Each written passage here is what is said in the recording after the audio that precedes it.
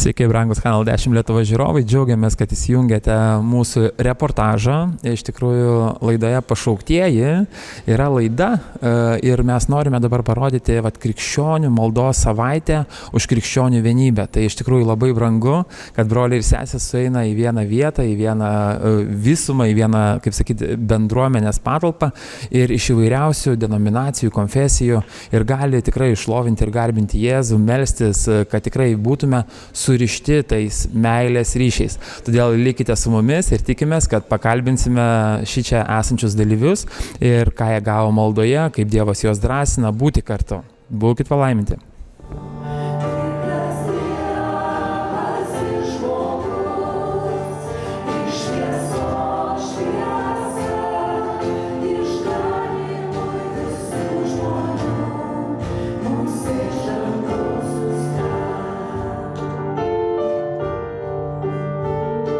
Taigi, Kanal 10 Lietuvos žiūrovai, džiaugiamės, kad su mumis sutiko pakalbėti bažnyčios 180 laipsnių pastorius Gediminas Dailidė. Gediminai, aš sekundį jūs pertraukiu, bet tiesiog norisi pakalbinti trumpai dėl ką tik įvykusios maldos vakaro ir laiko. Ką pačiam Dievas įdėjo į širdį, sakysime, tiek kai dalinaisi ir ką pats gavai? Tai aš kaip ir dalinausi, pati pagrindinė mintis mano, ką Dievas įdėjo jau šią savaitę, apie ką meldžiausi ir apie ką galvojau, kad visgi mes galėtumėm dar taip sustot į tokią maldos grandinę visos bažnyčios, gal skirtingos, gal su kažkokiais skirtingais niuansais, bet mes galėtumėm stovėti tokioj laisvės Kristaus gynėjų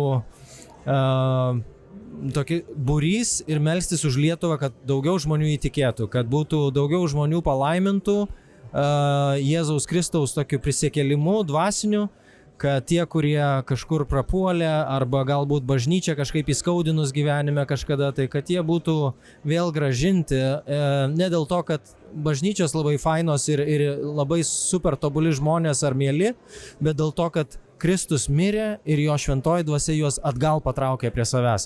Ir aš panašiai tą girdžiu iš kitų žmonių, kurie čia kalbėjo, pamokslavo, kad visgi yra kur mums dar pasistengti vienybės atžvilgių ir mes turim vieningai melstis už Lietuvą ir vieni kitus palaikyti, nes lygiai tie patys sunkumai ne tik tai pasaulyje yra, bet mums patiems yra pagundos, sunkumai, pastorių šeimoms, tarnaujantiems žmonėms ir mes vienas kitą turim palaikyti, kad subudėt, kad kažkaip tai piktasis mūsų nepargriautų. Taip, aš tikrai tikiu, kad atliepia daugeliu šitos mintis, šitos idėjos, sakysime, kad būtent ta tikroji meilė, ta neveidmainiška meilė būtų tarp mūsų. Ir taip pat, brolis, taip drąsiai priejo, aš norėjau paklausti jūsų, koks jūsų vardas? Vidmantas. Iš kokios bendruomenės? Evangelikų reformatų. Labai smagu. Ir ką pačiam šitas vakaras davė? Šitas vakaras, tiesiog įvyko taip, kas visą laiką turėtų vykti. Tokia vienybė labai skiriasi, kažkiek skiriasi mūsų šitie teologijų apkraštavimai, bet nesiskiria patys pagrindinis dalykas, Jėzus Kristus atpirkęs mus. Tai ir kaip, aš manau, kad tai yra mažas žingsnelis to, ko galutinai Kristus ir pasieks, kad viską bus viena Kristuje.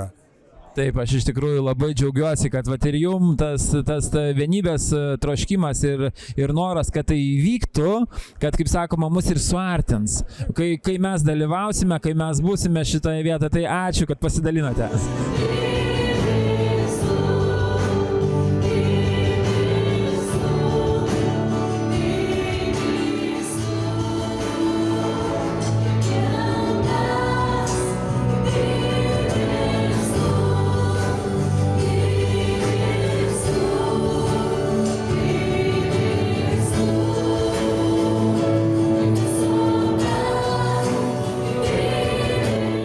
Sveiki, Styvai, labai džiaugiamės, kad dalyvaujate tokiame vakare.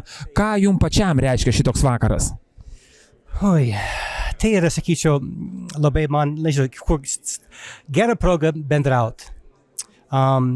Visą laiką, jeigu man bus kvietimas pamokslauti, aš su džiaugsmu ateinu skelbti Dievo žodį. Bet man yra tai, kaip sakau, kad labai gera bendrauti, susipažinti su kitais tikinčiaisiais, taip. Ir šiaip tas bendravimas yra labai, labai svarbus dalykas. Ir aš žinau, kad mums reikia, nežinau, tokie daugiau tą bendradarbiavimą. Ir taip, jeigu. Ir vat jūsų pasidalinta žinia mane labai, kaip sakyt, lietė, nes tai vat kristocentriška. Bet kaip ir turi būti, žinai.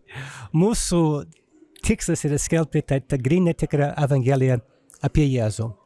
Ir jeigu aš turiu progą, jeigu 5 minutės, aš noriu kalbėti apie Jėzų, ne apie save, bet apie Jėzų, nes mūsų vienybė yra Kristuje. Išgelbėjimas yra Kristuje. Ir šiaip aš noriu skelbti tą gerą naujieną apie mūsų didį gelbėtoją Jėzus Kristus. Aš jau daug metų skelbiu išteisinimo žinią, kad mes išteisinti per tikėjimą, bet man buvo priešta, kad tikėjimas, ką aš vadinu, tai nėra paprasčiausia nuostata, aš dabar tikėjime. Tikėjimas yra doktrina, yra mokymas. Tuo parašyta, per tikėjimą į tikėjimą mes esame išteisinti. Per tikėjimą į evangelinį tikėjimą. Per tikėjimą į Kristaus tikėjimą mes esame išteisinti. Labadiena, Sauliau, labai gera, kad dalyvaujate tokiam krikščioniškam vakare. Sakykite, ką gavote pats, sakysime, būdamas šitoje terpėje, šitoje maldoje? Apreiškimo dar negavau, bet važiuodamas turbūt gausiu. O gavau tiesiog, nepasakyčiau, kad gavau, tiesiog supratau vienybės troškimą. Ir tas yra puiku, kad nežiūrint į bendruomeninių kažkokius doktrininius skirtumus, tikrai esam vienas, sutariam dėl pagrindinio dalyko, dėl mūsų viešpaties mirties ir prisikėlimo ir viskas tvarkoja. Tai pagrindinis dalykas. Tai tikrai labai smagu, kad tas vienybės troškimas atėjo, o aš tikiu, kad tiem, kam ateina troškimas, viešpats duos ir jėgų jį pamatyti išsipildą. Pradžioje ateina troškimas, Dievas neverčia daryti mums prievartą kažko tai. Yra troškimas, tada pasijungia ir Dievas padeda mums dirbti. Tai... Ačiū už jūsų mintis. Ačiū jums.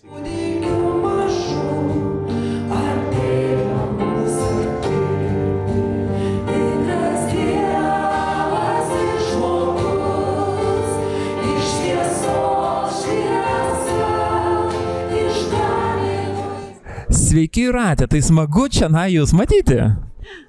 Malonu man taip pat ir iš tiesų galvodama apie šį renginį noriu pasakyti, kad Vilniaus krikščionių gimnazija yra tas ekumenizmo pavyzdys galbūt, kur suvoki, kad pjūtis didelė, darbininkų maža ir tik vienos bažnyčios jėgomis nepajėgsi nieko padaryti.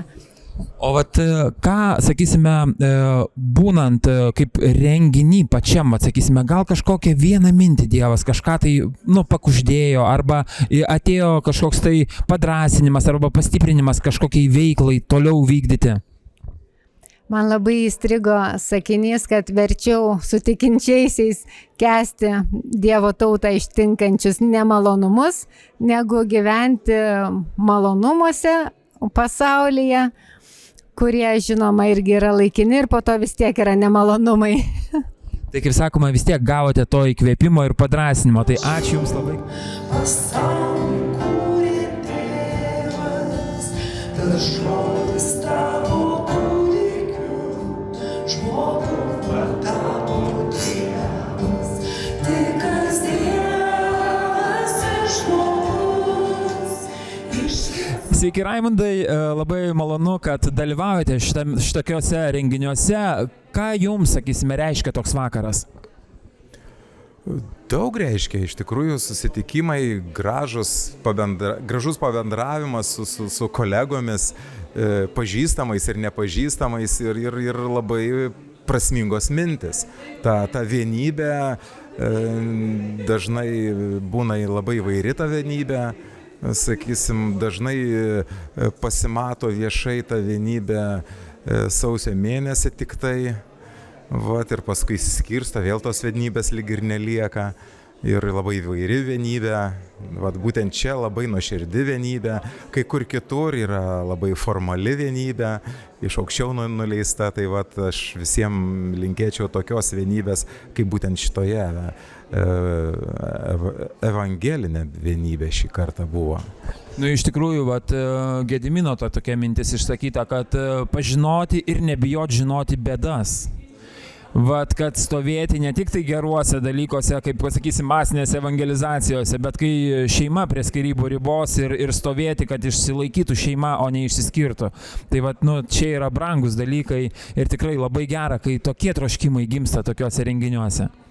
Be abejo taip ir kada tada ir maldos vieni už kitus ir ne tik ten prašymai malonės, tokie abstraktus, kartais apie nieką, bet ir konkretus. Labiausiai man patiko ta malda, kur prašė, štai jisai, jo, aš neprisimenu jo vardo, bet visai paprasti žmonių prašymai, tai yra nuostabu. Iš kitos pusės vėl, kad ir tie suspaudimai mums irgi labai reikalingi, dėl to mes irgi čia išsisakome apie tai. Jo. Tai ačiū labai, Raimondai, kad pasidalinote savo mintimis.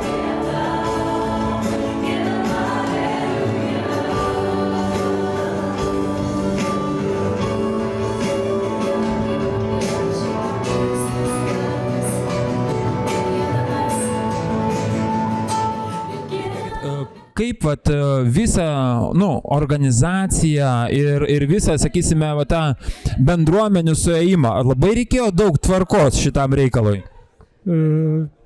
Kaip tvarka tokia bendra, nes žmonės kaip ir supranta, kad mes čia renkamės ne kažkokiais tikslais, tokiais pabalevot, taip sakom, mes renkamės garbinti Kristų, prisiminti jo vardą ir ieškoti kažkokios bendrystės tarpusavį.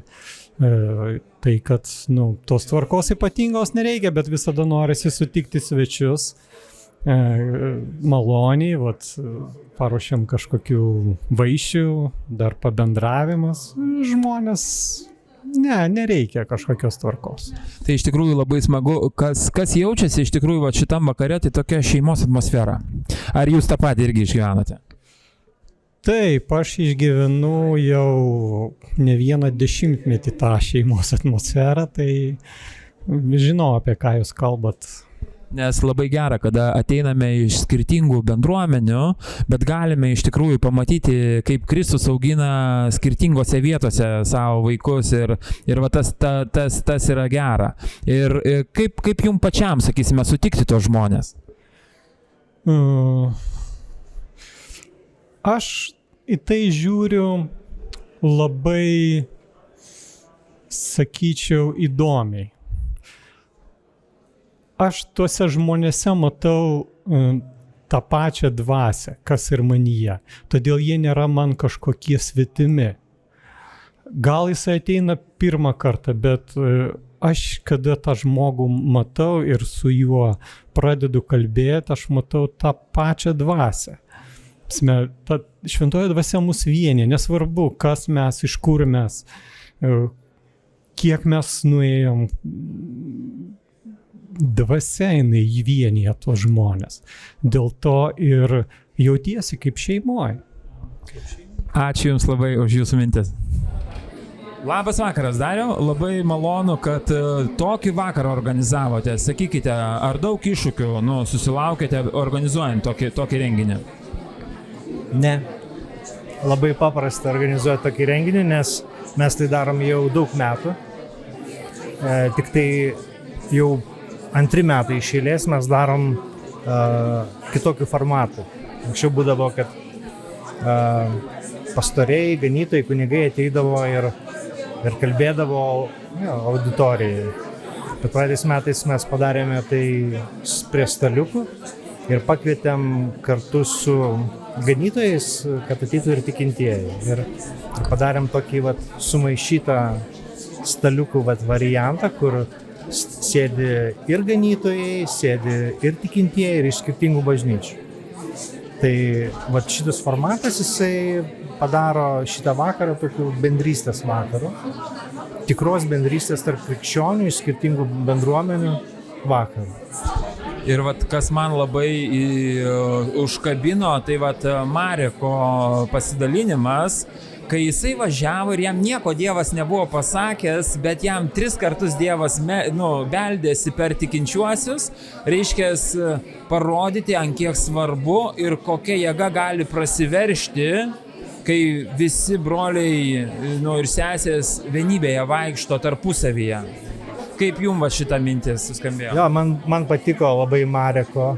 Jis pirmą kartą šituose pamaldose tokiuose. Anksčiau jie atstovavo kitas pastorius, Biblijos kelio bendruomenė. Puikiai debutavo, puikiai pasisakė ir labai gražiai ir labai jautriai užgavo širdį, manau, ne vieno čia dalyvavusio. Ir ačiū visiems, kurie nuoširdžiai pasidalino savo tikėjimu, savo mintimis. Žodžiu, visi sudaro bendrą nuostabų paveikslą, mozaiką ir džiaugiamės dėl to. Taip kaip Viešpats ir pasakė, sako, iš meilės vienas kitam, jie pasaulis pažins, kad aš jūs siunčiau. Tai tikrai labai ačiū, kad organizavote, ačiū, kad įsileidote ir tikimės, kad dar pabendrausim.